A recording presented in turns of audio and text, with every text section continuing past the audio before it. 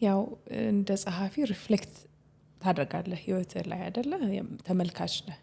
ትዳር፣ ልጅ ይሄን ህይወት እንዴት አየው? ከውጪ ሆኜ ሳስበው የነበረውን ውስጥ ሆኜ ማሰብ ስጀምር በተቃርኖ ነው ያገኘሁት። ለምን ስትኖሪውና አንድ ነገር ስትኖሪውና ስትማሪው አንድ አይደለም። ቀድሜ ይኖር የነበረው ህይወት እንዳልኩ ብዙም ከመስመር ይወጣ አልነበረም። ብዙ ነገር ይቆጠብ ነው እውነቱን ለመናገር። ሞት ደግሞ ትዳር ውስጥ ስገባ ያንን ነገር የበለጠ እንዳጠነክረው ነው። ምክንያቱም በፊት ብቻዬን ሆኜ እንደዛ ተጠንቅቄ የኖርኩ ሰውዬ አሁን ደግሞ there is somebody else እኔ ብቻ አይደለም የምጠየቀው በመሆነው ነገር።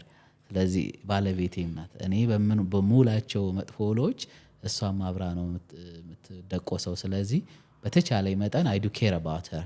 ይሄንን ጥንቃቄ ሰጥቶኛል ትዳር ውስጥ ስገባ።